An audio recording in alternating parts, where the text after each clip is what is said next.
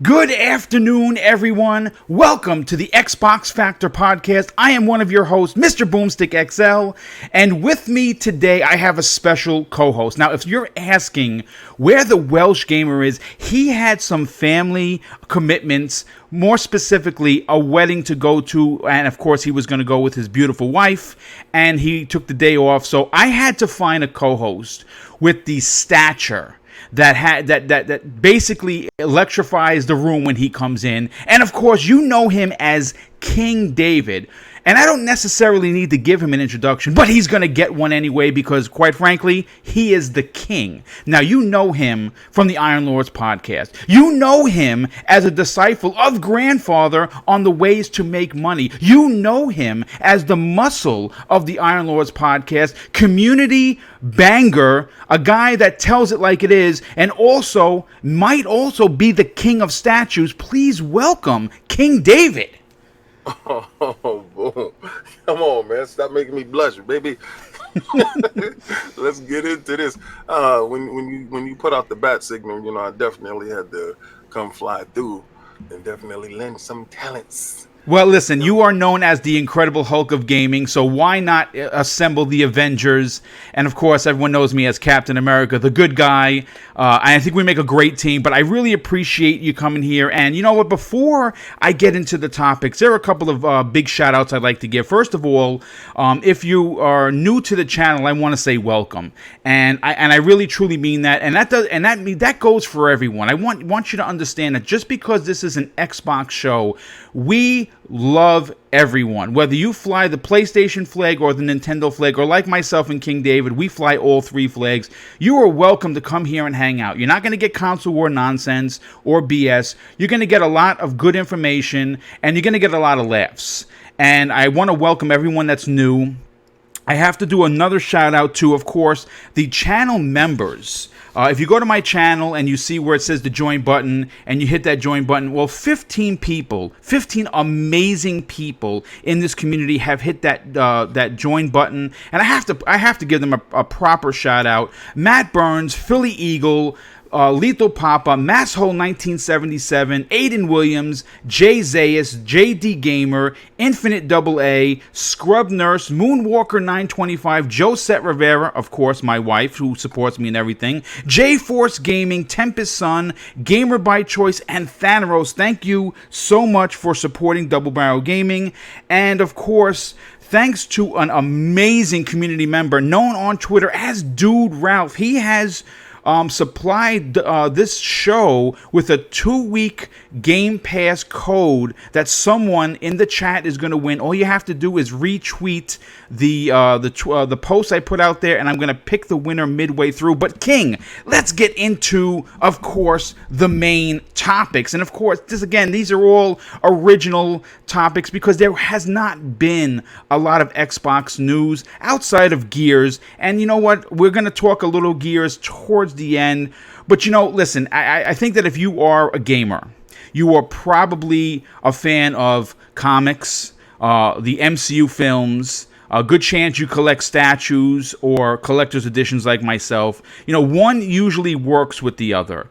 And as we know, the hot ticket of news for the MCU and Sony has been the partnership between Marvel, Disney, and Sony Pictures, and that's officially over. That has basically been confirmed by the president of Sony Pictures.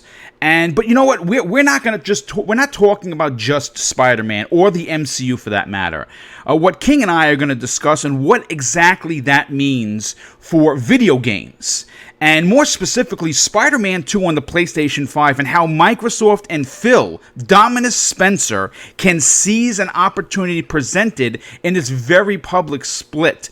But King, here's my question to you. Phil could use the fan base's outrage to the advantage by brokering an exclusive deal, not only for Spider-Man, but possible other MCU characters. What are your thoughts on that? Okay. I don't think that specifically he will target one game.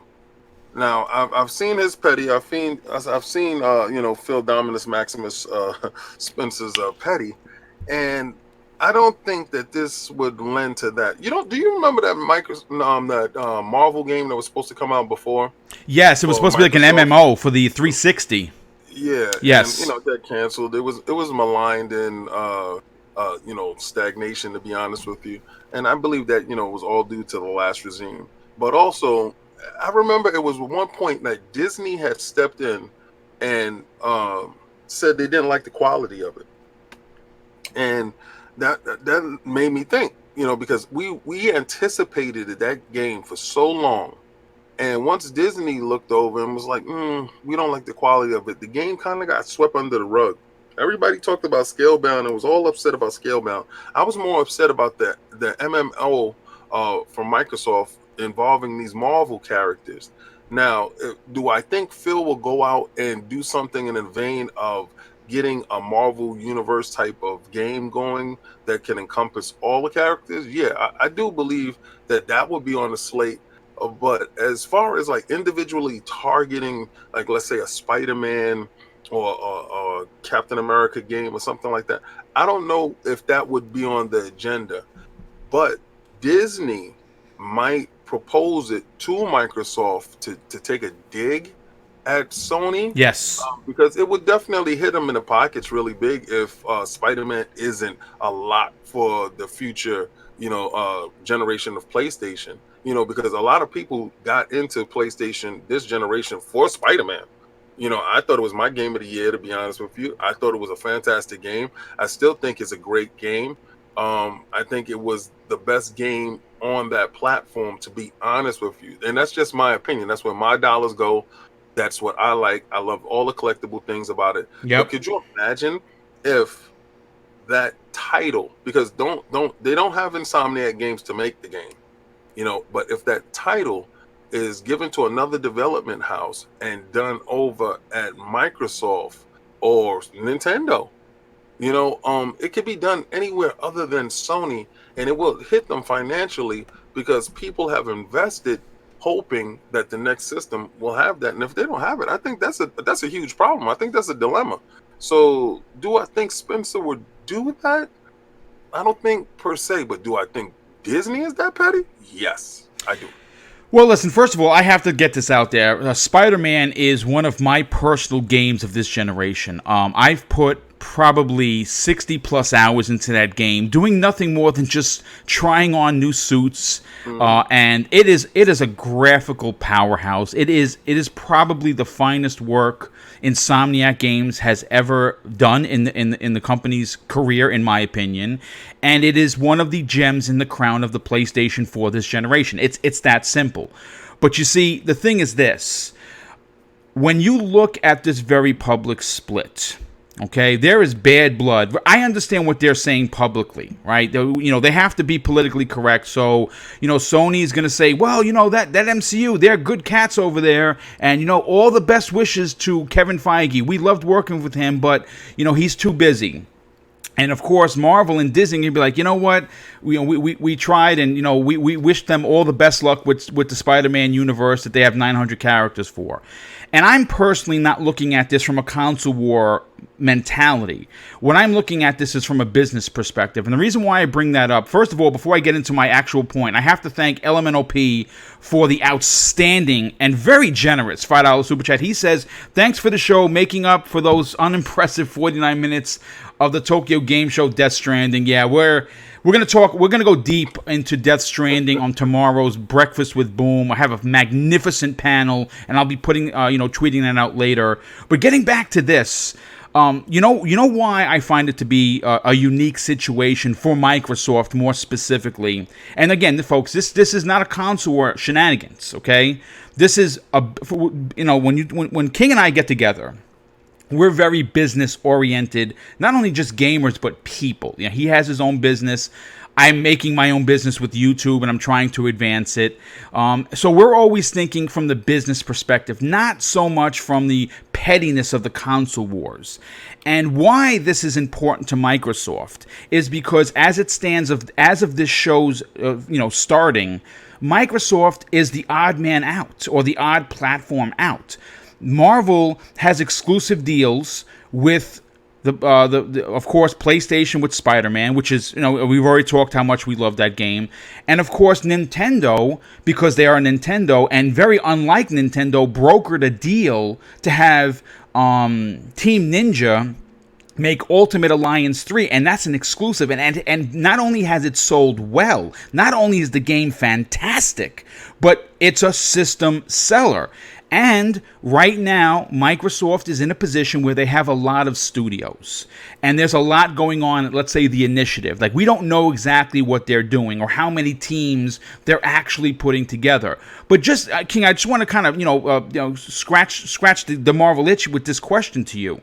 Mm-hmm. With the amount of talent that has come over to the initiative, more specifically talent that worked on Spider-Man at Insomniac Games, it would behoove Microsoft to somehow broker a deal to get, maybe they can make an Avengers game outside of Marvel's Avengers that's a multi-plat, right? Maybe they can get, maybe they can do a Daredevil game kind of in the vein of, let's say, Arkham Knight. Now that would be unbelievable, and you of course could cross-reference other characters into that universe. We know we have Moon Knight coming.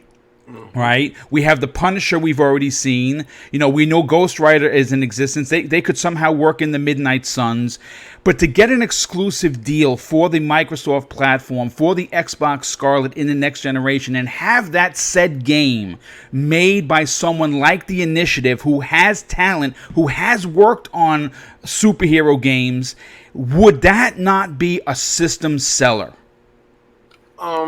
Yes. And okay, this is how I see it. I believe that they have the talent that's over there, and being that superhero games at this point, or anything superhero at this moment is hot. Disney has made it palatable for the people to engage in going to see superhero movies. All right, you remember the stigma before it. We overcame the stigma the same way with comic books. Now we have overcome the stigma with movies, because the movies weren't really all that good. It was good for us because we were happy that we got a chance to see it. But now it's crossed over to video games. I was just playing Superman on this arcade machine, and it was horrible. It was actually a horrible game. Actually horrible. But when I got it when I was younger, I was so happy to have Superman in my game. But now you're seeing the reality of Spider-Man taken to the next level. A character that is cared for. Insomniac cared for the character when they were making it, because it was mature content. It wasn't a how can you say, a watered down Spider-Man. It wasn't, a high school Peter Parker type of stuff. I mean, he was dealing with some real life issues that I thought was really good. And that's what endeared the game to me. Now, you want them to have all this talent they do have. This is where the problem comes in. All right. So you say to yourself, you don't want to narrow it down to a character-based type of game because you're going to be directly compared.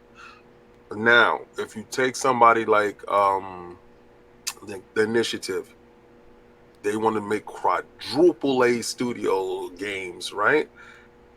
Do you put that inside their hands and say, give me your best? Mm-hmm. And I say, if you do like a Hulk game, a real Hulk game, a real Moon Knight game, take one of those obscure characters that is beloved by the gaming community and the comic book community and the collecting community, and bring that character to life. It doesn't have a background. You cannot put it up against anything. You can say, well, it plays kind of like Batman, but it's a little bit different. You can say it plays like this or whatever, but you can't directly compare it to a previous game, right? So this way, it gives it a clean slate, and it also brings in the fans of that. And then you can also work the Disney angle from the TV shows to the movies and stuff like that. You can leverage that part. Do they have the talent? Yes, we know they have the talent. Do they have the track record?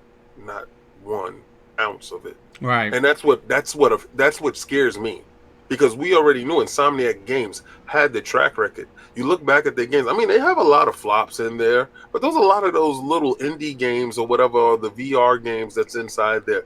But they also have a ton of of big set piece games that you can remember. That Sunset Overdrive, I don't care what anybody say. I thought that game was phenomenal. And Yeah. when you got a chance to play it on PC and you saw it in 4K or whatever the highest resolution you was able to run it at, you understood exactly where they were going with no frame hiccups and stuff like that. So the game, I think, set the stage for Spider-Man. So they were on the path. We are how can I say, we go with trepidation when it comes to Microsoft new studios. And this is not because the talent that we feel is lacking. We are just unsure because we have been beaten down this whole generation into believing that whatever Microsoft puts out, it's going to score low or it's not going to be a good game. So this is why you have all this little rhetoric in the background anytime a game is coming out, is the fear mongering. So I hope that the studios can produce. I do think if they give it to the proper studio with the proper guidance, it will be a great game. Do I see it? I don't know. I would love it, but I don't know. You know, what I kind of want to just touch on for a second, and it's something that you and I have talked about when we had like the MCU streams, right? The Disney, if people, or you know what, actually not Disney, Marvel, they're known for terror tactics. So what do I actually mean by that? Are they beating people into corners? No, but they know how to kill a franchise. And we saw that done with the Fantastic Four, where they ended the comic run. And, of course, they did that with the X-Men, where they stopped production of comics, as well as, of course, the toy line. Now, there is no way that Marvel is going to stop making Spider-Man stuff, you know, like toys and costumes and figures and models and things of that nature, because Spider-Man, if you're unaware of the business side of it, makes almost 99% more money than any character in the entire roster. So to say that Sony has a winner in that character would be an understatement. That's why, you know, with them, they feel cocky enough to remove themselves from the MCU. But I want to bring this back around because, you know, they're not going to kill the toy line. And even though the divisions of Sony Pictures is different than Sony for PlayStation, I understand they're two different entities. But at the same time, Marvel owns the rights for the video games of adaptions of Spider-Man, and it is very possible. Okay, people, and when I tweeted this a couple of weeks ago, I got a lot of nasty messages for it, trying to insinuate that this was like some sort of a fanboy-driven comment. Folks, you have to understand something. Spider-Man was pulled from the MCU after 5 films, and they snatched it up because, listen, regardless of who's right or wrong, they're both wrong, because they're both billion-dollar companies. But the fans are the ones going to suffer. But at the end of the day, Marvel can be vindictive. And let's call a spade, King. We know that 15 million plus copies of Spider-Man sold on the PlayStation 4. That's amazing. And I don't mean that. I'm not saying that to make a funny pun. I'm saying that is incredible. But what's more incredible, King, is how many consoles that game sold for the PlayStation 4, adding to the 100 plus million that they've sold worldwide. They had the Spider-Man custom console, which looked amazing. And maybe if you didn't like it, that's fine. I thought it was dope. Let me tell you something. I wanted that PlayStation Pro custom Spider-Man system so bad. But when I saw the price of it, you know, once it hit the aftermarket, it's double the price. It's ridiculous. Yeah, it was ridiculous. But Miss Tech So Fancy, shout out to her. She definitely had one. She posted it online, and I was envious. I mean, that's a good looking system. It is. But see, here's the thing. In your opinion, because again, you're a businessman, right? You know, you've learned the ways of the Force from grandfather. We know how stingy he was, or still is, because the guy's still alive. But in your opinion, if Marvel wanted to put the screws to Sony, could they? That's my question for you, King. Well, if Disney wanted to put the screws to Sony, all right. Okay, so here's the terror tactics, right? What they did with the Fantastic Four is accurate. They killed off Johnny Storm. They did a whole bunch of things to these characters, and they did the same thing to Wolverine. If you think that Marvel has a limit on characters. They actually don't. They can make any character at any time. They're not beholden to one character. One monkey don't stop the show. But I also feel in Sony's corner, like if you, I put myself in Sony shoes.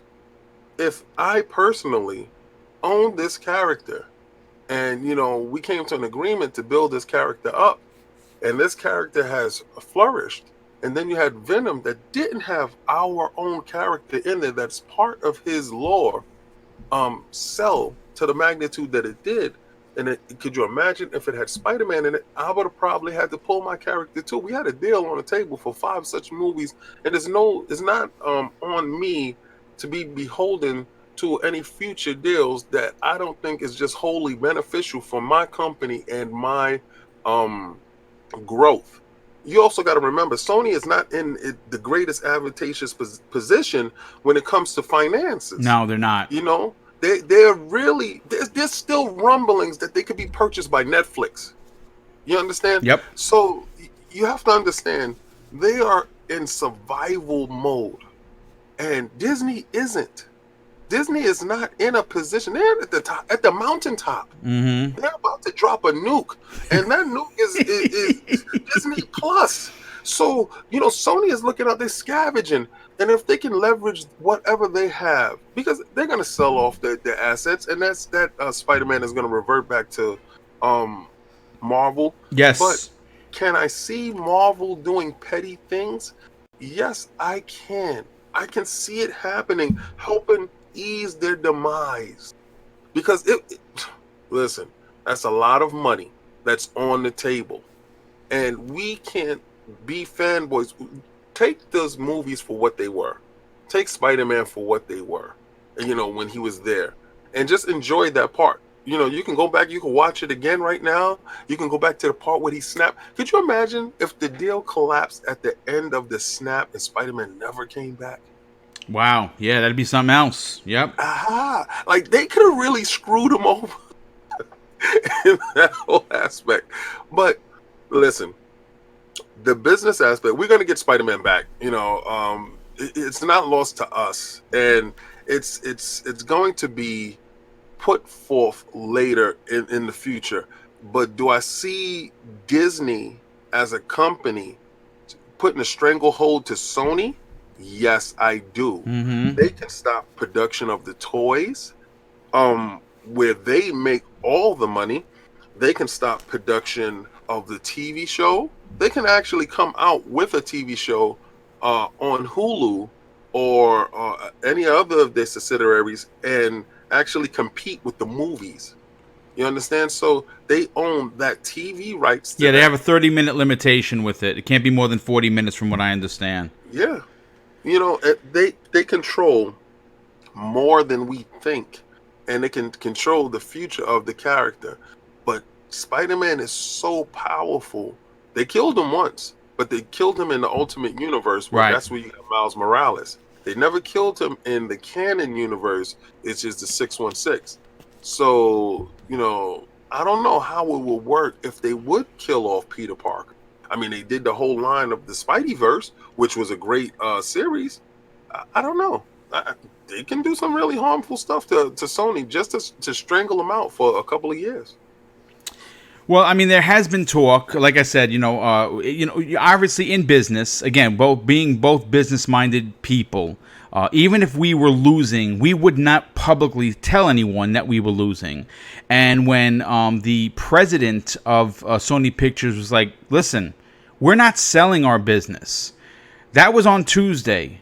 And on Wednesday, and I'm not saying this particular Wednesday, I'm just saying that it broke down. Like, he said it on a Tuesday, and on Wednesday, there was talk that Netflix might buy them, Amazon might buy them, Apple might buy them. And you started hearing different thought process from different people in the industry saying that maybe this outrageous deal that Disney wanted that put out there. Maybe it was a workaround to make them say no, because they're going to get they're basically going to get the Spider-Man IP back for free. Because I'm not sure if anyone understands this. Right now, Sony owns the movie rights for Spider-Man. If the company is sold in any facet, if Sony Pictures is sold, the IP reverts directly back to Marvel and Disney. They pay nothing. Yeah, you're laughing because you think that's probably what's going to happen, and I think you might be actually right about that. Yeah, I think they get it without batting an eye while they continue their universe. Listen, they're gonna make Nova the new Spider-Man, and I don't think they're gonna go with the Richard Rider Nova that's coming. I believe they're gonna go with the young kid, the new Nova, and I believe they make him the new Spider-Man until Spider-Man actually comes over. Well, I mean, listen, there's a lot of, you gotta remember, there's so much for them to do. Listen, I put it to this way. This would be a lot harder as a Marvel MCU fan to swallow if they didn't have purchased Fox. Like, you know what I'm saying? Like, if they were on the outs of the X-Men, Spider-Man, and the Fantastic Four, it would be difficult. But because they have, I don't know, I think they said that there's 5,000 X-Men characters, and just, I mean, probably at least 1,000 characters from the Fantastic Four.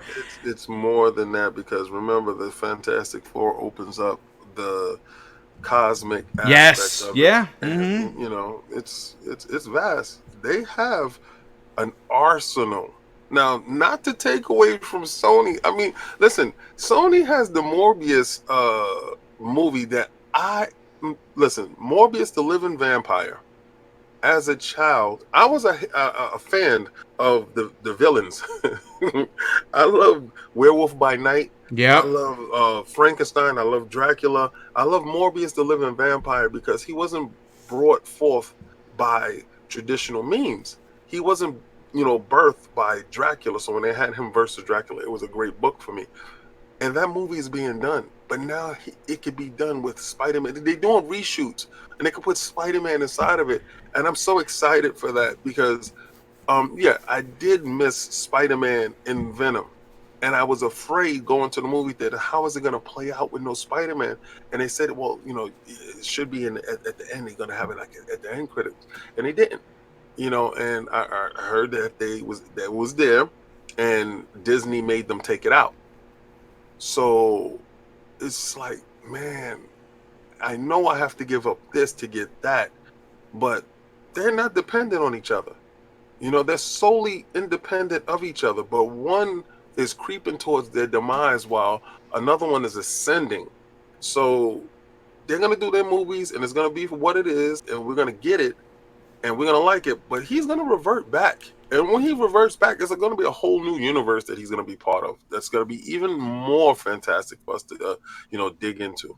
Yeah, no, absolutely. Well, listen, all I know is it's going to be very interesting to see what Phil Spencer does. And again, this is a little bit, just as, a story that I pulled, basically, confirming that Disney is going to be selling off the video game department of Fox. And that's not a surprise. And if you didn't know, yes, they do actually have a division within Fox that made video games. They didn't make a lot of big games, obviously. That's being sold off, and it was confirmed by the president of Disney that they're going to start licensing out characters to developing houses that could guarantee and provide quality games with said characters. Now, if you remember back in the days, King, some of the games, like you said, Superman, it's not Marvel. Some of even the earlier Marvel games, they were terrible, and they don't want to do that. Obviously they want games on the quality of what Insomniac was able to do.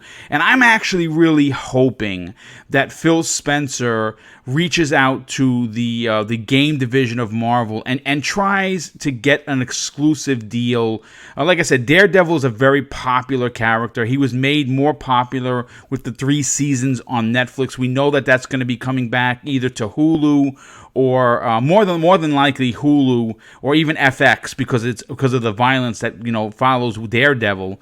And I'd love to see an exclusive Daredevil game on the lines of like an Arkham Knight. And I think that they could do that, but I want to move on to the next topic, and I think you're really going to dig this one because we both are always talking about how big fans we are of Xbox Game Pass. And it's something that the Welsh Gamer and I have a weekly topic where we pick different titles and discuss it, with the community. And even though that is not what we're going to do right now, we're going to come back to the Game Pass pick of the week towards the end of the show.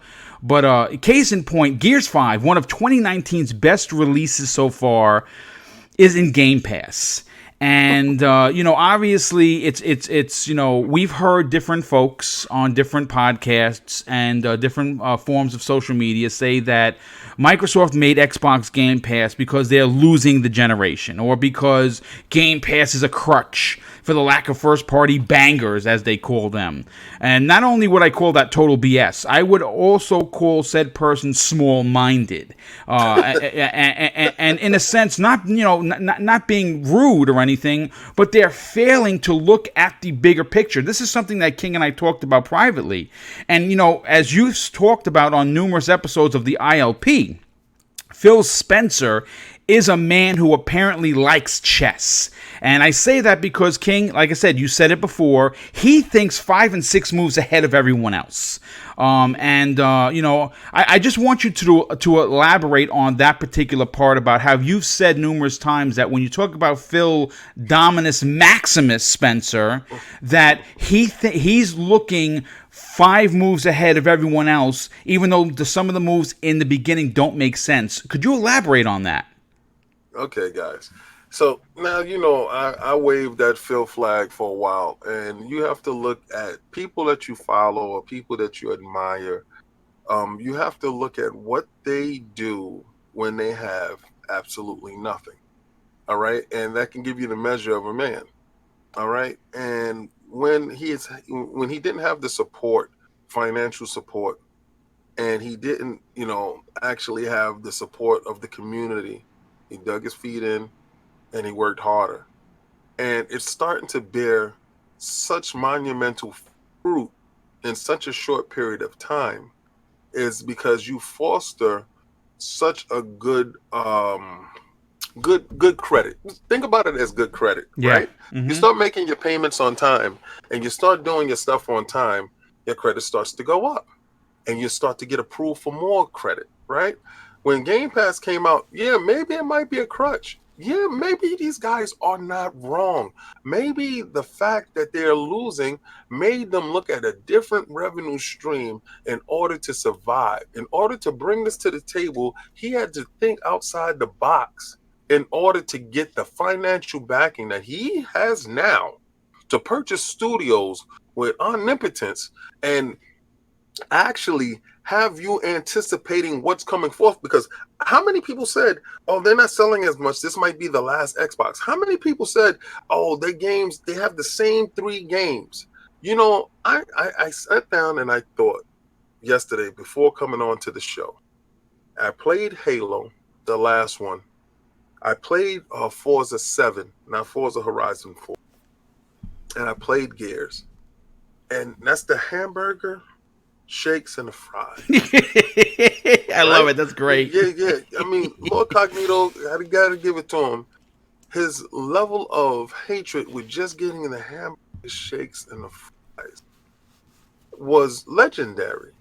And I said, when you go to McDonald's, and if it's your last meal and you can only eat at McDonald's, you're gonna go get that hamburger, shake, and fries.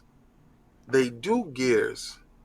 It's probably the premier cover-based game. Forza is probably the premier top-selling racing game.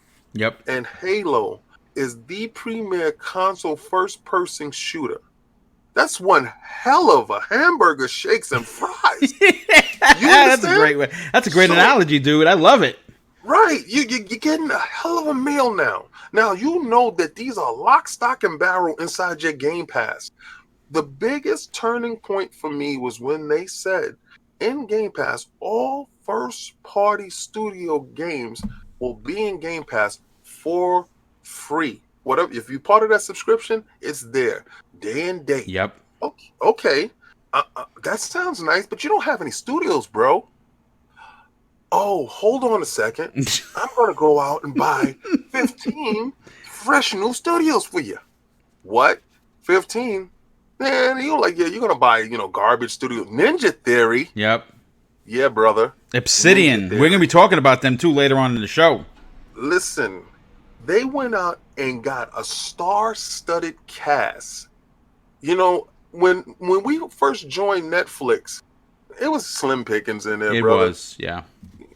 And now, when you go to watch Netflix, you have to make a calculated decision on what you're going to give your time to. Yep. Because, sometimes I go in and I say, you know what, I only got enough time to watch a movie.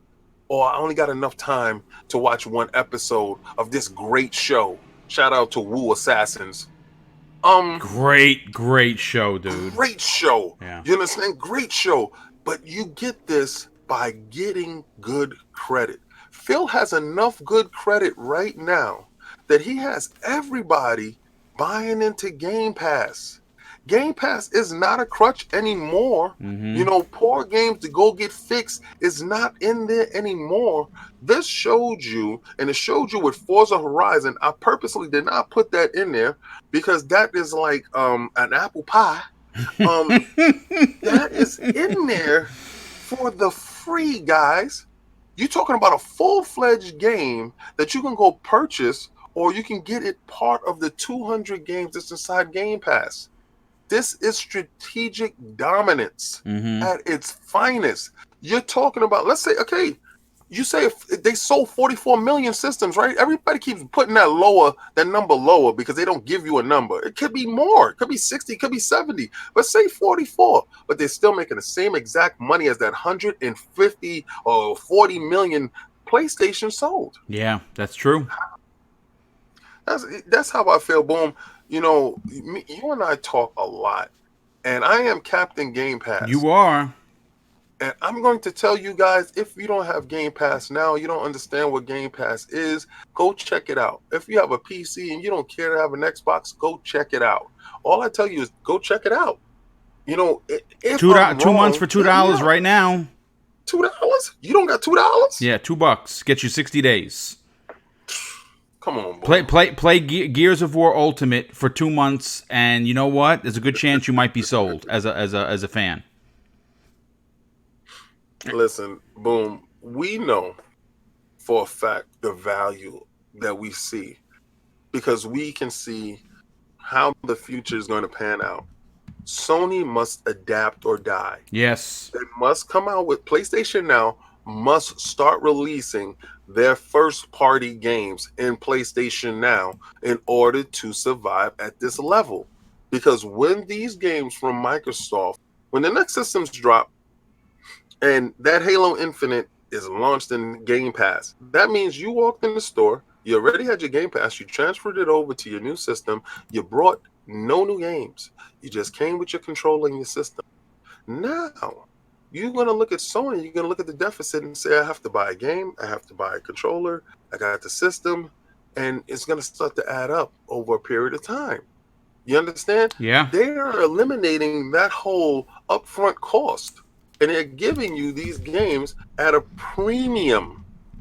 So I got Gears Ultimate in my Game Pass, and I played it days before these guys got a chance to play it. Do you know how important that is? That's insane right now. It is insane. Yes. I can't believe it. Well, you know what?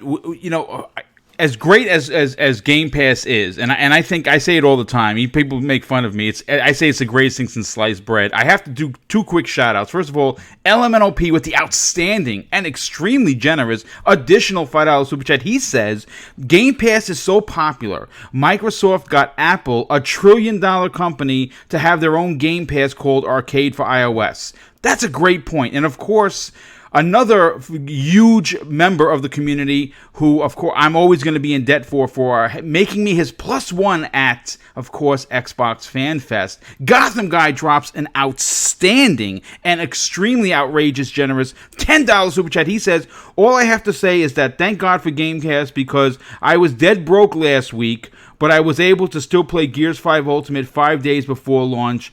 No, he says, that is one hell of a meal. Yes. And you know what, dude? For people, and that's the thing that I think, King, that goes, no one really talks about the value.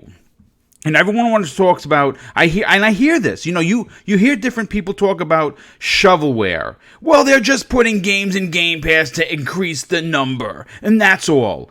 Well, when I talk about my Game Pass game of the week, and I don't want to ruin it yet because we're going to come back to it, it's a big game. In fact, it won so many awards in 2017 that it's considered one of the biggest hits of that year. Real quick, I have to thank Midway Monster with the outstanding $5 super chat. He says, I find it cool that you are a physical buyer.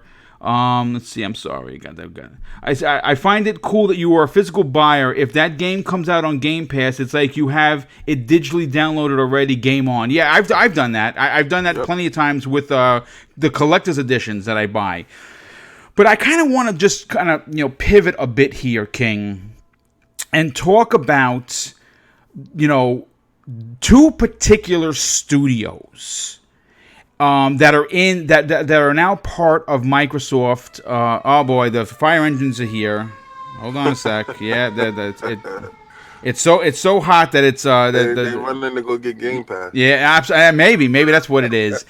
But the first company I want to talk about is Ninja Theory. You mentioned it, and Ninja Theory, whether you believe it or not, and I'm not saying you, King, or anyone in the chat, whether you believe it or not, is a AAA developer. And I just want to bring up a few things. First of all, King and I were very fortunate enough not only to get into Xbox Fan Fest, but to get a chance to see their next game running, Bleeding Edge. And if you were a fan, if you're an older gamer like myself and King, who remembers playing a little title by Capcom called Power Stone on the Sega Dreamcast, there were 2 iterations of it. And the game was fantastic, and I gotta say, I get that feel, and because each character is so unique to, they're so unique, so different from one another, I actually want to play them all, but that's not where I'm going. Where I want to talk about is people seem to forget that Hellblade was a thing by Ninja Theory. And, people do not give them enough credit that only 20 people developed that game. And here's actually, King, a small tidbit that some people may not know about Ninja Theory. During the development of Hellblade, Ninja Theory has a development team around 100 people. Right at the time. Now, I believe that they're as high as 150 right now. I have to confirm that, but I believe that's where they're at right now. And only 20 people developed this, Hellblade, which won awards all over the place, by the way. It's still revered as one of their best works in sound design, in graphical prowess, in gameplay, in storytelling. Everything about that game, in my opinion, it's a masterpiece. But what was great about Hellblade is that it touched on a subject of mental illness, something that very rarely gets touched because the companies are afraid, because it's a very tough, unique subject to make a game for, and they did that. And it's what shocks me is that the AAA game that they're working on right now, that could in fact be ready in 15 months for the Scarlett launch, is going to be a big game. Those types of games, King, are going to be in Game Pass. And Ninja Theory, having them as a first party, is a big deal for the service. Would you like to add anything to that? Oh yes. Do you want to get that super chat real quick? Yes, I actually do. It says Lurk Too Cold, $5 super chat. Dude, thank you so much for being here, but also the outstanding generosity. He says, being a trucker, I'm only home maybe 10 days a month. Wow, that's tough, dude. Also, with the limited space and time, Game Pass is a godsend.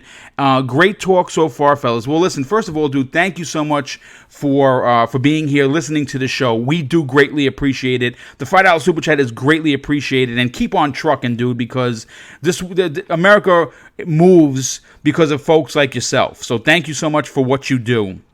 Yes. King, please. That's why I was like, yo, get that. All right. Little known fact. I'm really cool with Nina Christensen of Ninja Theory. Oh, I did So not know that. okay, when we was at FanFest, did you see the lady that I was standing there talking to? And well, okay, I was there. We probably talked probably for like a half an hour, 45 minutes. She was my first interview, and extremely nervous the year before at E3, and we talked about the Microsoft acquiring them and stuff like that, and that was just that part. And then the next time we were talking, we was talking at this one for Bleeding Edge, and I kept it on the topic of their actual game that they're talking about now, not future projects and stuff. And she went back and she got swag and stuff for me and the team. And but what I explained to her is that when we got a chance to see the actual game, because remember, you have to understand that these reels are done months in advance. These E3 reels Yes. before Mm-hmm. the actual game, but the game that we were playing was probably finished that week before, and it looked a whole lot more polished than it did on the screen. And she said, well, what do you think? I said, well, I think what I'm seeing here look 10 times more polished than what I saw on the screen. I know you tried to show it in its best light, but I think this right here, this actual right here, this looks fantastic. This reminds me of Power Stone.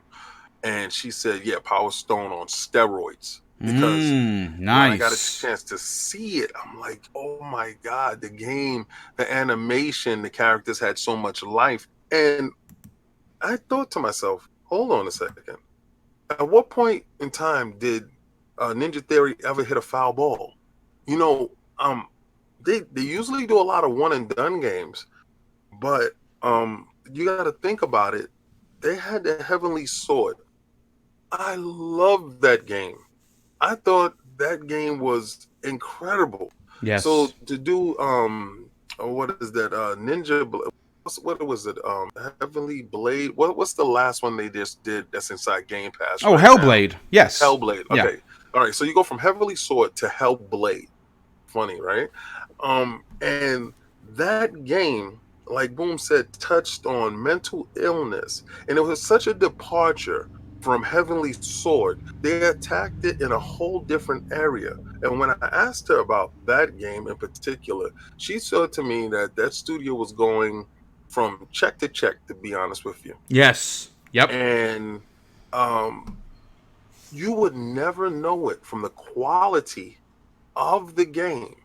And I believe that game in itself encapsulates what that studio was all about. They didn't have so many people. They had a dedicated team that stuck there and worked so hard to produce a quality title without a guarantee for tomorrow. But when they got the backing from Microsoft, I said, what's the difference? How does it feel? She said, relief.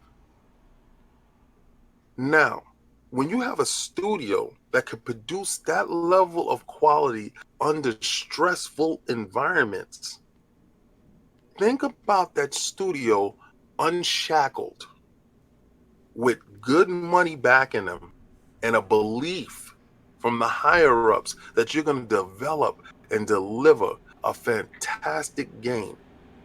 And they have their passion project with the Power Stone type game, Oh, with Bleeding Edge. Yes. Bleeding Yep. Edge. And I didn't participate in the beta. I don't do betas. I played the game on the floor, and I thought it was incredible. But they did their passion project, and everybody's like, "See, look, Microsoft is forcing them to do that." No, no, no, no.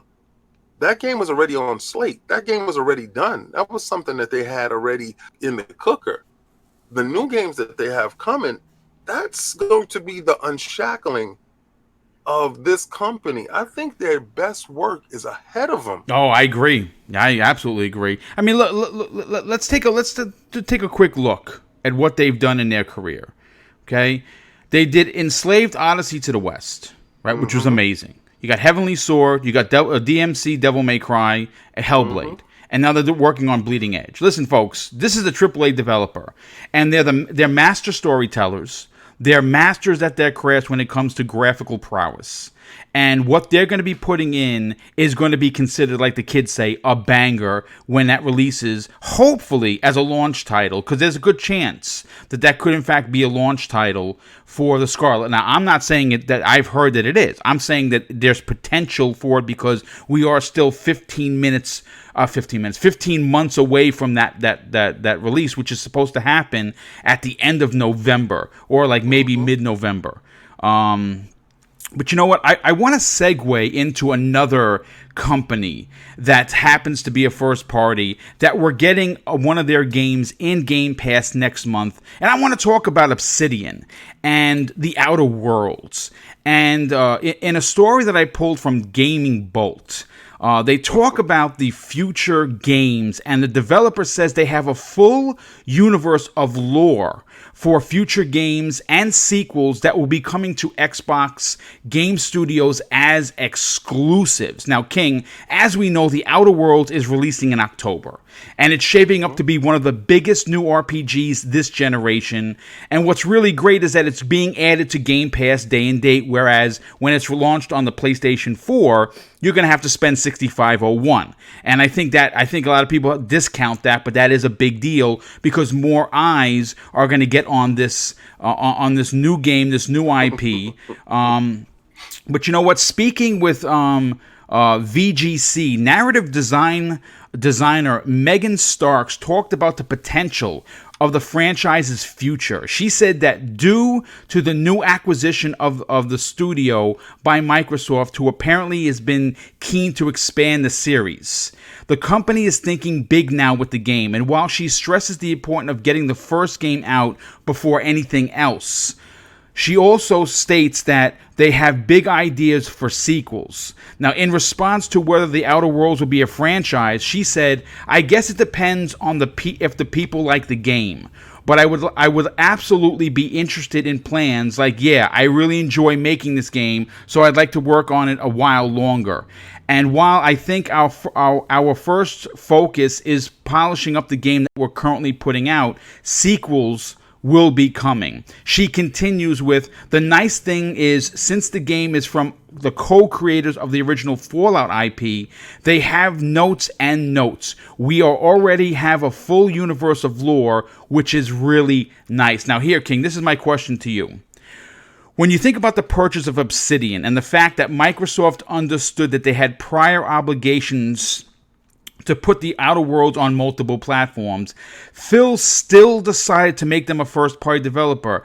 Makes me think that your statement on Phil Spencer playing the long game ring really true. In fact, I would dare say, King, that it's ingenious. And why I say that is because if you're playing on the PlayStation 4, an almost guaranteed sequel will force fans of the series who will eventually find the game on the PlayStation 4 having to go out and either play it on PC or buy it for the Xbox. And as you know, and I know, game sales, whether that be through Game Pass or Game Pass subscriptions to play the sequel, will be exclusive to PC and, of course, the new Xbox, and that dictates sales for the dividends towards Microsoft. What are your thoughts on them coming out with a sequel that's only going to be available on the Xbox and on the PC? And if you're a PlayStation gamer, you're going to have to go out and buy a system or a PC that could run it.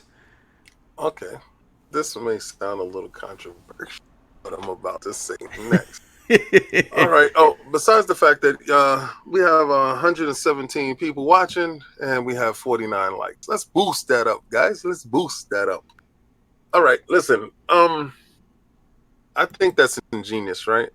When you give the guy FOMO, I think FOMO fear of losing out, a fear of missing out is probably the biggest thing that people got going on right now. All right, so they give you a taste, and then you figure that you can't get that over there anymore, and you have to purchase something else to get that game that you so like and love. And Phil said, "Okay, listen, you have prior obligations. I still want you because we still need a RPG team.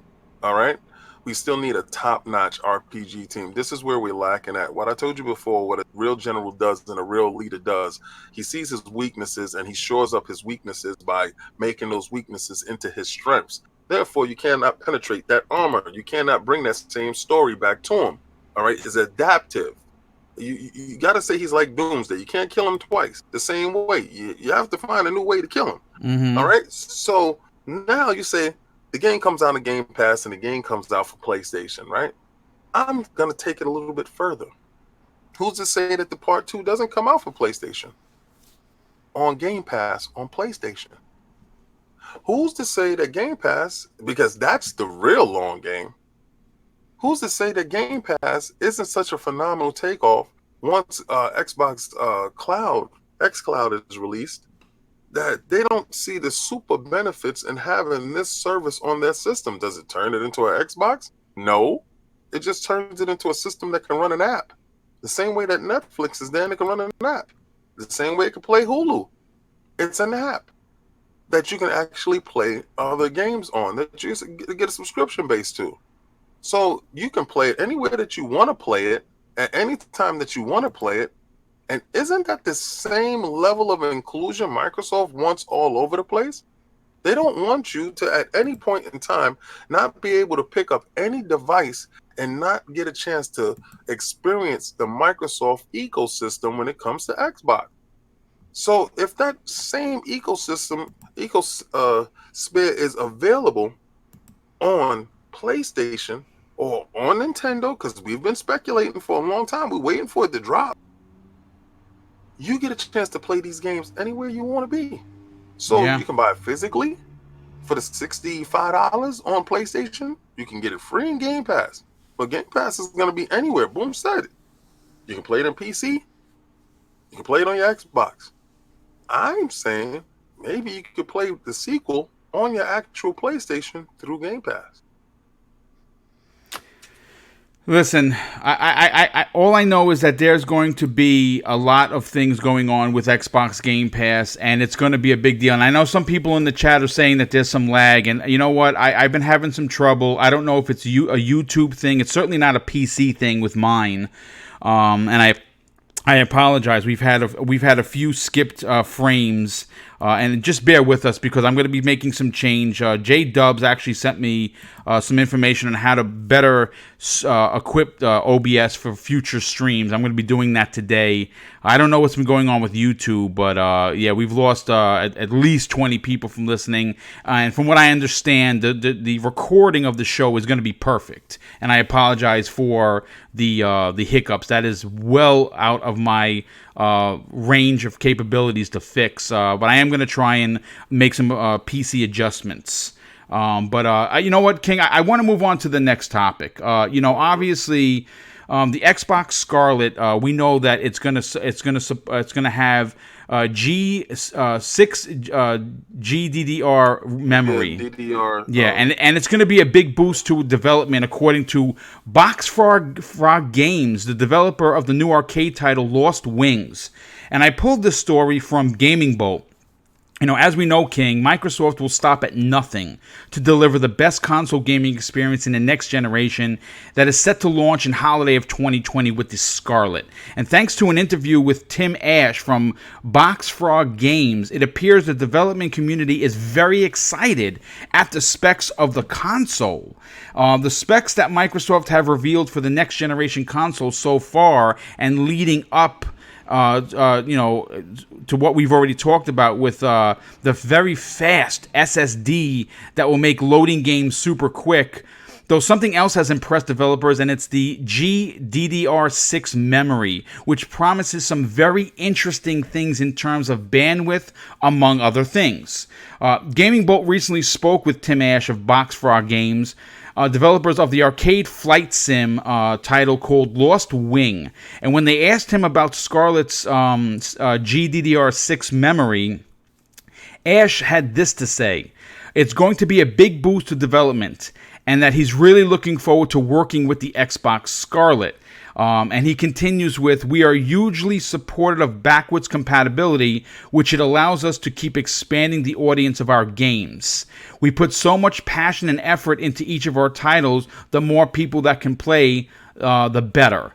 Now, the more developers have spoken out about this, King, and it seems as if they have something really, really special here.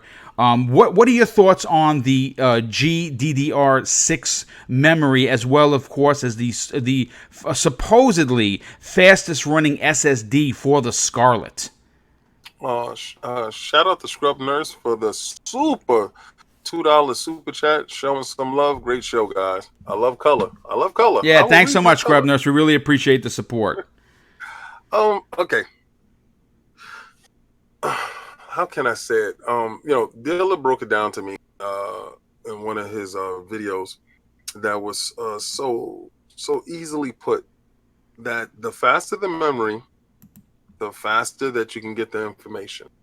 Now, people don't understand, or people don't know, that Microsoft put out a white sheet a long time ago that the future consoles and the future systems will all have solid-state hard drives. That was necessary going forward through all divisions, through the Surface and so on, right? Microsoft Xbox is included in that same edict. So when people say, PlayStation is going to have a solid-state hard drive, yeah, Microsoft is going to have a solid-state hard drive. Both of these systems are going to be truly capable. They're going to be fast. Our biggest barrier to entry is load times. So when we went from cartridge-based to CD-based, the load times were exponential. Like if you looked at the Neo Geo CD, it had a one-time CD drive. They used to have a little juggling monkey in the corner, and it drove me insane. Now, load times have gotten better. The event of 3DO, Dreamcast, PlayStation, and so on, the CD drives have gotten faster. Now we got to the point where we're at the fastest CD drives now that people learn stuff like streaming. With these new systems, with the new memory and the new hard drives, they're going to be working in conjunction, giving information back and forth at super speeds that is going to virtually eliminate loading screens. They don't want you to ever see a loading screen again. Yep. Unless you boot up, yes. That makes your worlds so vast that you don't have to do stuff like, they hide things. Like when you're walking through doors in Resident Evil and they're loading in the world because he stops and it takes the control out of the player's hand.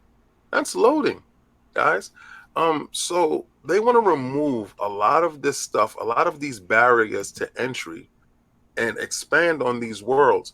And I believe that the fastest memory that they can put in the system is going to dictate that. And this is the fastest affordable memory. Now, they can go higher, they can go faster, but it'll be more costly. DDR6 is definitely where they want to be. That's the sweet spot because it's at a good price right about now. The hard drive, the solid state hard drive, is a custom solid state hard drive, not one off the shelf.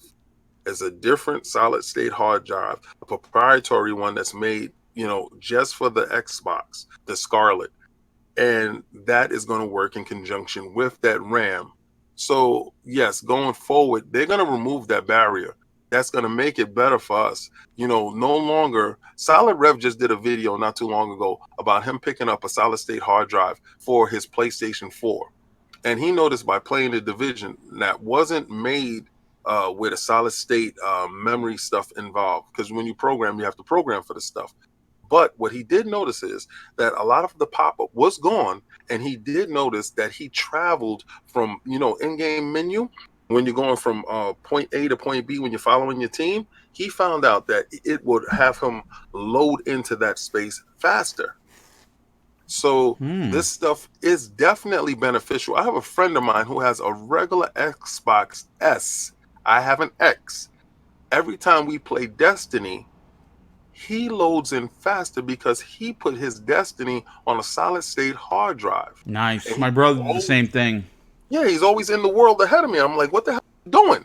Well, what are you doing? He said, King, step your game up. You claim you're premium, but you're not premium, baby. And I'm like, what are you talking about? And I went to go get a solid state hard drive. Y'all know my hard drive just crashed. So I said, you know what? I'm gonna go get me that 9 terabyte. I'm gonna go get me that 9 terabyte solid. No, I'm not. You see the prices on it? No, I'm not. So I will wait till the prices fall, but I need a solid state hard drive. And knowing that it comes with the next systems, I am thoroughly anticipating that aspect of gaming pushing forward. Yeah, I mean, listen, if you are an Xbox One X owner, and you obviously you're premium, right? You understand what you're getting with it. It's the best looking console on the market right now, and it's not taking a dig at anyone. The truth is the truth. So when the next consoles, and I say that with an S, consoles come out, there's a good chance that they're going to be very close to one another. Though I am going to dig my heels in with the Xbox being better, not because it's a console war thing, because I know Microsoft understands why they lost, why they were so sluggish out of the gate, King, and they are going to make sure that they don't make the same mistakes that they made at the beginning of this generation. And they know that power matters. Listen, I don't care where you play, but power matters. It mattered to all of the PlayStation folks. That was 900p versus 1080p, right? We remember that, right? And then power didn't matter when the X came out, and to me, power does matter. It's always mattered to me, and I'm very excited to see what they do with this console. It is going to be a premium console. I still say it's going to be 500. I think both consoles are going to be 500, to be honest with you. But I think the better of the two, in my opinion, based on what we've seen so far and what we've been hearing, is going to be the Xbox Scarlett, simply because they're going to do things that no one else has done. I mean, you saw that with the X King, right? You know, it's liquid cooled, right? The console. Has anyone done that other than PCs? No. Not in home consoles. They haven't. It runs extremely hot, so you have to have a liquid cooling system to actually keep those chips down. I thought all right, this is where I like film. I'm sorry, the last regime launched the Xbox, and I'm pretty sure he hated it. I'm pretty sure he didn't like anything that went along with the system, but as a team player, you must toe the company line and you must push forward. And when it's your time to shine, you're supposed to step up. He has released 2 systems that's inside his company's lifespan as the head, the X and the S. Both of them are 4K capable systems. Now, I know you're saying, like, King, shut up. The S is nowhere near 4K capable. I beg to differ, sir. And madam, when you put inside a 4K DVD, it plays it. You can't do that anyplace else. And then you have the X. No one can't tell me Digital Foundry didn't make their bones in this console war. Yeah, they sure did. Okay, so the fact that they made their bones there, that was very important. Once that power narrative was stripped from them, was ripped away, was taken away, because don't tell me Red Dead Redemption plays 2 plays in 4K on PlayStation Pro, because it doesn't. So, but you can play it on the X though. You understand? So yeah. It got to the point where, we don't really care about resolution now. Yes, you do. Yeah, you do. Sure you do. Yes, you do, because I care about it. Yes, I agree. So don't move the goalpost. Don't change anything. Listen, resolution doesn't make a great game, but it helps. Oh, absolutely, dude. Listen, first of all, and that really does go both ways, King. A game could look amazing and play like trash. But yes. if a game looks amazing and plays well, that's a horse of another color. Yes, and power doesn't dictate the best. because the Switch coming in hot, like Cognito says, is out here Mm-hmm. running all over the streets. And we all know it's probably not as strong as Super GameCube. I don't know, man. I'm so down on the Switch because I have NVIDIA Shield. And once they told me it had an Integra inside, that I knew that it had such potential. And then come to find out through Digital Foundry that these guys had dumbed down and held down the power for battery life. That Switch is so much more capable than you can ever imagine. You have absolutely no idea, but that brings it back to who's developing and how. Given Microsoft's pedigree going forward, and I know everybody's saying that Gears is this new high watermark, but exactly when did their hamburgers, fries, and shake suck? That's a good point. That's a good point. That's a great point. Well, listen, like I said, we can go all around in circles all day long about how power matters. Some people say it doesn't, and you know what? If that's your opinion, I hear you. I hear what you're saying. But all I know is that I am going to be heavily invested in next generation, in both the PlayStation 5 and the Xbox Scarlett, and hopefully there'll be the rumored Switch Pro will make an appearance next generation, doubling the power of the current Switch, which I think they should do. Nintendo is good for it, and I'd like to see them do that. But I want to move on to the Game Pass pick of the week. Now, King, this is what's that? No, I know yours. That's Oh, okay, yes. Well, listen, this is one of my favorite topics to do each and every week. It's something that the Welsh Gamer and I decided to do simply because, you know what, there are so many games that come into Xbox Game Pass. You might miss one, and I actually missed this particular one, but I want to go to the special guest. What is your Game Pass pick of the week, King? Okay, now this is not just because we had Toby on from Warhorse Studios on ILP this last Sunday.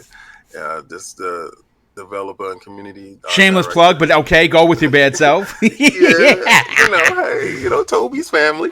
But this is not because of that. Kingdom Come Deliverance. Okay, when people say Game Pass is like a crutch and it's not full, A dumping ground for trash, because we've heard it. Yeah, we've heard that. Okay. And I'm pretty sure you're gonna have your bad games in there. I take it out like Boom does. Once a week, I pick one game. I go through my list that I wouldn't have purchased with my money, or I would have, or I don't have the time, or I was curious about whatever, and I pick a game. Kingdom Come Deliverance takes me back to when I was playing Kingsfield. It's a medieval times game. Oh, wow, yes. Yes, but this is Kingsfield on such a high, on super steroids. Every aspect of your character is being utilized at one time. It is so mind-boggling that you get this game for free in Game Pass. It takes me aback to see how much that is there. It's like, you feel like you ever went to a restaurant and they brought you so much food and you sat back and was like, man, all that for that price? For $9.99? My God, this is incredible. That's exactly how I feel when I play that game. The graphics is on point. The story is on point. The side quest is crazy. It gave me a feeling of actually living in medieval times because you're going through this guy's journey. He doesn't start off like the strongest guy. He doesn't start off knowing how to use a sword or weld a sword as possible. You learn these things going forward. It is such a fleshed out European RPG, and it's at its finest, and it's inside Game Pass right now. And it's quality. This is what I'm talking about. When you pick up quality, quality, and that's my game of the week. Kingdom Come Deliverance is my Game Pass game of the week. Nice. That's a strong pick because that's a big game. That's a game that could you imagine if you just came to Game Pass? I mean, think about this for a second, folks. You're new to Game Pass. You drop $2 down for 2 months, and the first two games that you download are Gears 5 Ultimate and Kingdom Come Deliverance, two massive AAA titles that are gonna soak up and eat up your life as a gamer for $2. I just think about that for a second. You know, you're not getting the no-name chicken sandwich. You know what I'm saying? That comes in the wrapper you throw in the microwave. You're getting the quality white meat that when they slice it open is still juicy. You know what I'm saying? And Kingdom Come Deliverance is a game. Not only is it an amazing title, not only did I immediately download it, but it's a big AAA game that wasn't supposed to be, right? Like when they were making the game, they knew they knew it was going to be what they wanted to put out there to the people, but the community responded, and it's considered a AAA release, and it's a big hit for Warhorse Studios, and I couldn't be prouder of those guys, to be honest with you. But yeah, that's a great pick. So my pick is this, and I did not know this until 2 days ago, because obviously I've been really putting the work in to get the review for Gears. I did my official review. If you didn't get a chance to take a look at it, it's almost 15 minutes long. I touched on everything. As a matter of fact, and I'm very proud to say this, not only did I get a message from Rod Ferguson, obviously you know who he is, the head guy at the Coalition, but the art director reached out to me as well, thanking me for the review, which blew my mind. I mean, the fact that they took the time to watch it is crazy, but if you missed it, take a look at it. It's really, really well done, and I think you guys are really going to dig it, even though we already know what our opinions are. But for me, I don't know how I missed this. My pick of the week is going to be Dead Cells. Now, if that name does not ring a bell, it's a side-scrolling masterpiece on the level of of randomly created dungeons, and of course it's hard as nails. I have yet to start it because I'm right now currently running through Gears 5 a second time, but it released in early access in May of 2017 by a very small indie developer called Motion Twin, and needless to say, it won many awards, including Best Indie Game of the Year, and was highly reviewed by the gaming media and fans alike. Now, this is where I enjoy getting like these little tidbits that no one talks about, King. Mm-hmm. Lead designer Sebastian Bernard estimated that 40 to 50% of the features in the final game were drawn from feedback during early access. And the early access period was launched on May 10th, 2017, with support from Microsoft Windows, and released on Mac OS and Linux versions in early June of 2018. And when you read stuff like that, that's why this game won so many awards, because the final product was based on the reaction from the fans, what they wanted to see in there. And I think that Kingdom Come Deliverance and Dead Cells are two games that if you have Game Pass, you should definitely be downloading. And obviously, we enjoy doing this. If you have a game that maybe we didn't talk about and you want us to talk about in the future, hit me up in a DM. The DM's open for everyone, or message me on Twitter and we'll talk about it, because I think this community interaction is great, because there are sometimes we miss games in Game Pass because there's so many of them. And if you have a game that you want to talk about, we'll talk about it live on the air and give you a proper shout out for giving us the suggestion. But King, I want to move on to the last topic, and this is going to close out the show. And it is a bit of a controversial one that may or may not ruffle feathers. And if you're on the low age group, this is not a dig at you, folks. This is not the two old grumpy men trying to poke fun at the younger generations. We don't do that. We don't pounce on the rabbit. And if you're a Bugs Bunny fan, you know exactly what that means.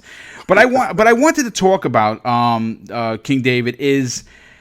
With Gears 5, there was some controversy that transpired due to, of course, low reviews by some. And some of those low reviews were so low, it was on the point of being just gross, absolutely embarrassing, to be honest. Okay, and again, I review games on so many levels, and of course, if you've been following me for a while, when Microsoft makes a mistake, man, I get out there in front of it, and I'm not derogatory, I'm not rude, I don't curse at them. I make creative, thought process when critiquing what they can do better. Right? That's the way you're supposed to attack this, but. King, my question to you, my question to the chat is, with this generation of journalists, or so-called journalists, they're a younger generation. And the younger generation, again, this is, folks, I want you to understand, I'm not picking on anybody. I'm just saying what I've noticed. And you know what? As a New York City police officer of 21 years, I saw this with the rookies, too. They come out, they're snot-nosed punk kids. That's the bottom line. Okay, and they think they know it all, and when you try to offer your help as a veteran, they do the hand to the face, like, I don't need you, I know everything. And I hate to say this, but the days of reviewers like the ones that we used to read, King and I, back in the days, Cognito and some of the older gamers in the chat, like the EGMs, right? Nintendo Power, Die Hard Gamer, Gamers Republic, PC magazine, back in the days, had reviewers that were veterans of the industry, and they took what they did serious. And there are very few magazines that actually still do. The one that I really look forward to every month is Game Informer, run by Andy McNamara. That guy's an old school cat, and he runs Game Informer like that, and I really appreciate the way his writers write. But if you want to take it all the way back, King, we can talk about Famitsu Wave, which is still the premier Japanese review house out of Japan. And they still do it old school style. So when you start seeing reviews of Gears, where, like, for instance, the kid that from US Gamer, he gave it, I believe it was a 6 out of 10. And yes, if you look at his bio, he's considered the most immature of all the writers at US Gamer, and they listed as that. So and then you see some other ones where they gave it 2.5 stars out of 5. And that's a 50. I don't, again, at the end of the day, if a game is bad, BoomStick and King will call out that game and say the game is bad.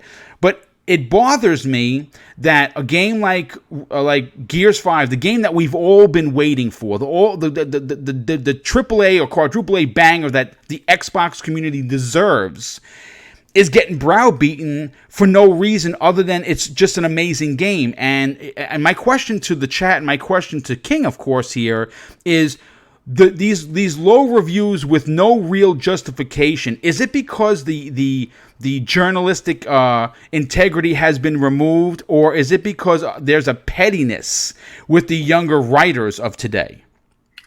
Okay. I can sum it up with, this generation is driven by clicks. All right? The more out there, the more controversial, the more different. But see, you're not really different because it's tribalism.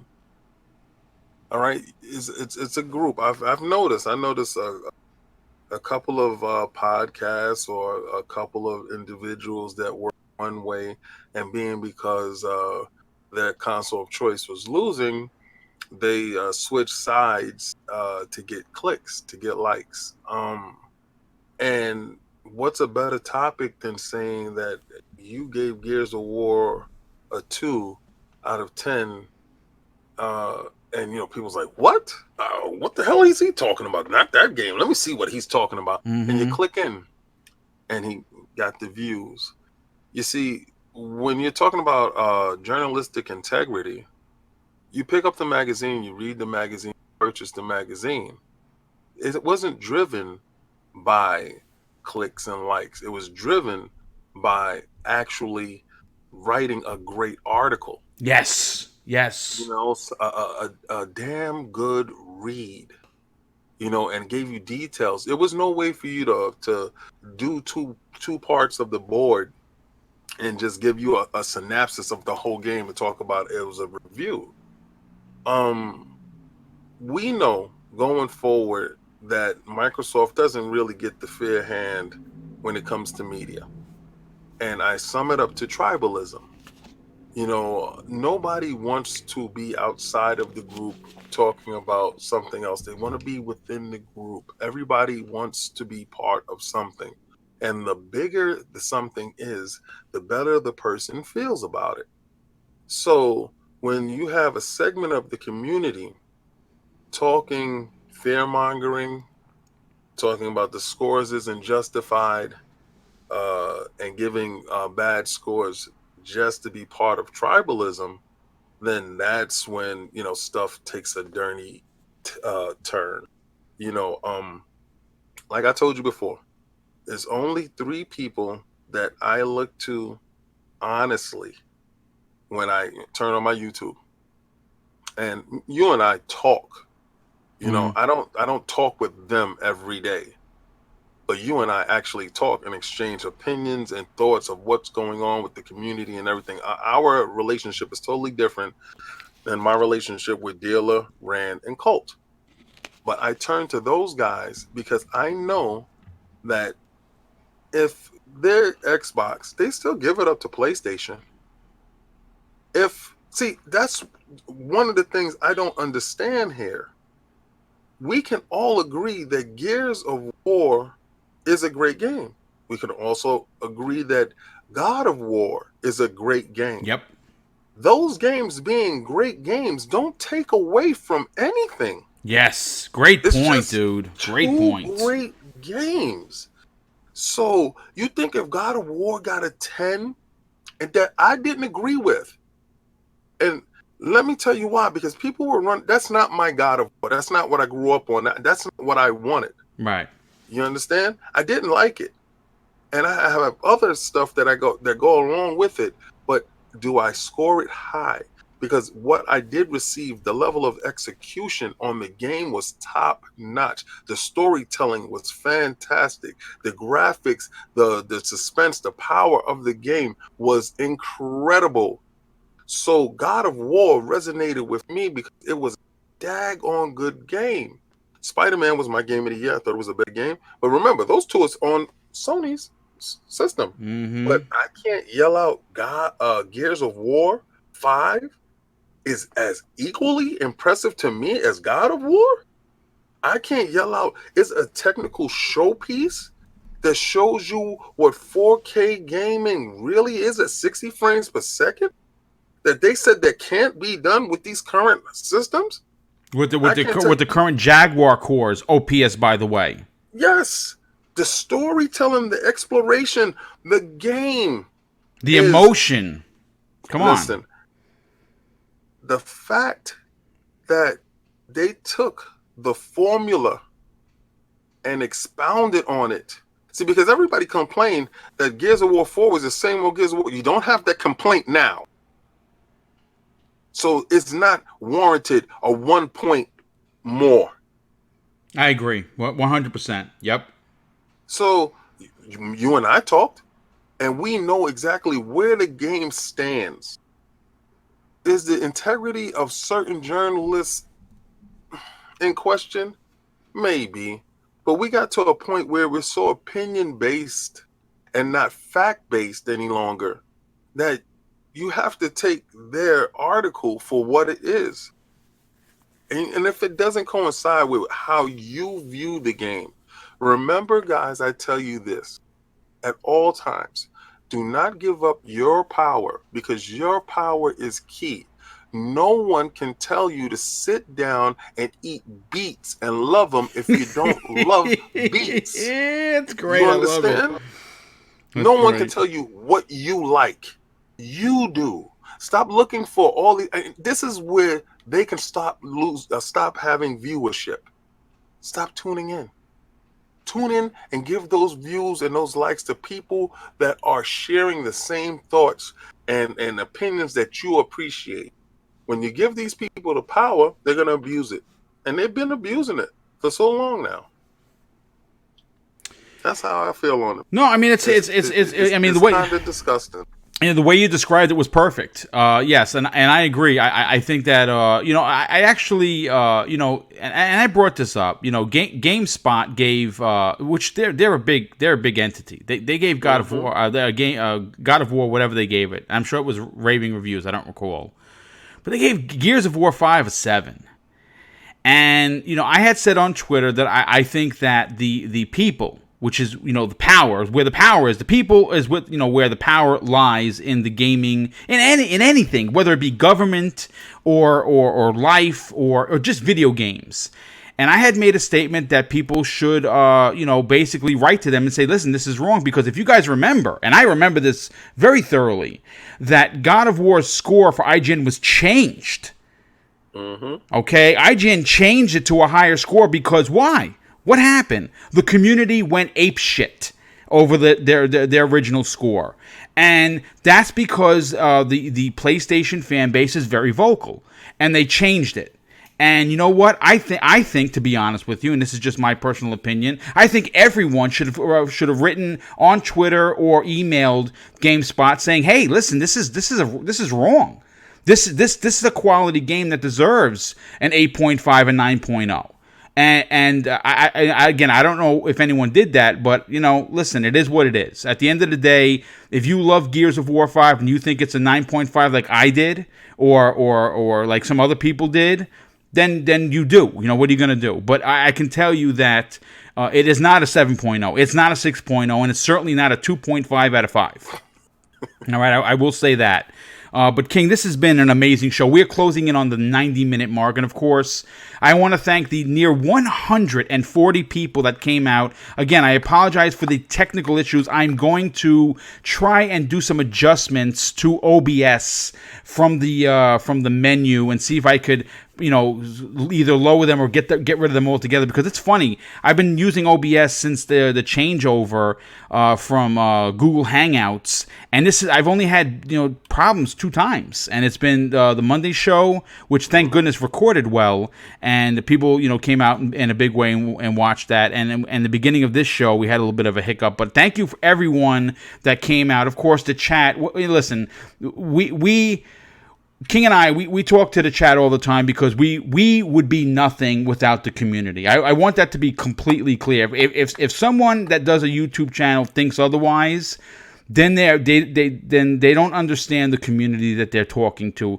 We have shows because you guys come out here and support us, and we are not owed anything. We do this for the love of gaming. We do this for the love of community. And the chat, you guys are amazing as always. Thank you so much. And of course, I have to thank the super chats. That is very generous, and it's very unexpected, and I'm always going to be grateful for the support that this community has shown. And of course, I could not have done today's show by myself. I wouldn't do it because it's boring to do it solo. I could not have done it without the King, and having you here, dude, it's a big deal for me because I enjoy working with you. I do call you brother, and you do power. You definitely help power the Iron Lords podcast. And of course, you have your amazing part of the Iron Lords YouTube channel in of course, the King of Statues.